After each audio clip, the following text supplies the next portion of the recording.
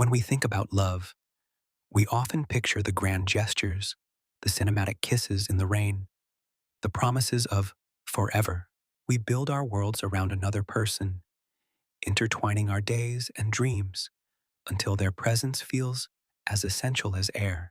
We convince ourselves that this shared existence is the pinnacle of happiness, the ultimate destination. But what happens when that world shatters?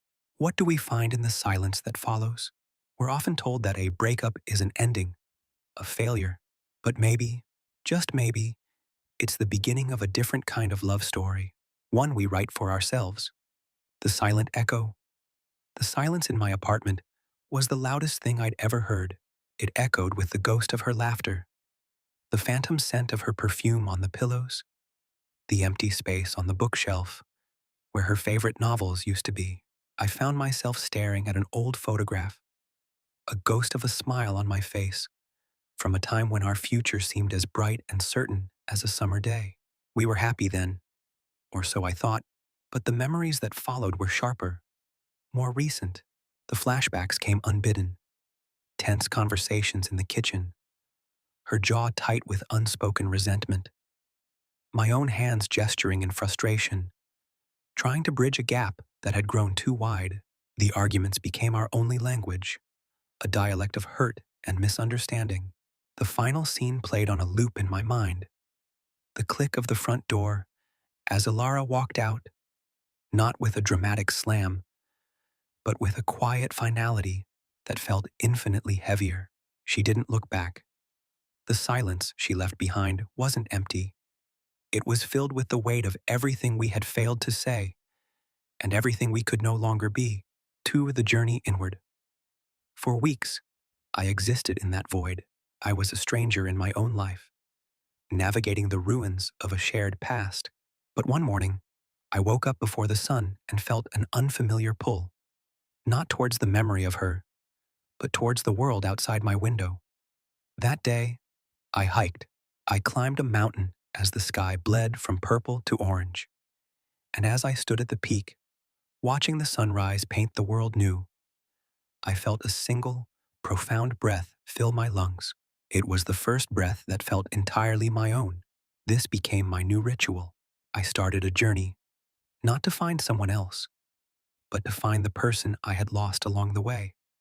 Myself.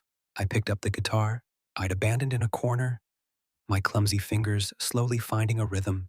I reconnected with old friends, their easy laughter reminding me of a version of myself I had forgotten, one who wasn't just one half of a couple. I filled journals with tangled thoughts, meditating in the quiet mornings, and for the first time in years, I found a deep, resonant joy in my own solitude. I was learning to be my own anchor. The unexpected encounter. Months passed. The quiet in my apartment was no longer a crushing weight, but a peaceful hum. One Saturday afternoon, I found myself at a local art gallery, lost in the vibrant chaos of a painter's canvas. The old ache, the constant thrum of loss, had faded into a calm contentment. And then, across the room, I saw her, Ilara. Her vibrant red hair was a familiar splash of color in the muted gallery tones. But the woman beneath it was different. She looked tired, stressed. She was locked in a heated, whispered argument with a new partner, her gestures sharp with the same frustration I remembered so well. Our eyes met across the crowded space. For a heartbeat, the world seemed to stop, but there was no surge of anger, no pang of sadness, no lingering regret. Instead, I felt a quiet, profound sense of detachment, a peace. I saw not the woman who broke my heart, but a person on her own journey, caught in her own storm. I offered her a small, gentle nod, a silent acknowledgement of our shared history and the separate paths we now walked.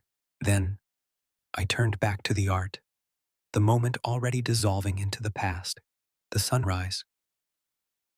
This morning, I stood on my balcony, a warm mug of coffee in my hands, and watched the sunrise. The city was waking up, and so was I, just as I had every day for months. The sky was a masterpiece of soft pinks and golds, a gentle promise of the day to come. There was no ghost beside me, no void to fill. There was just the cool morning air, the taste of coffee, and a deep, unshakable sense of peace. I smiled, a genuine, unburdened smile. This wasn't the life I had planned with her, the one I thought I couldn't live without.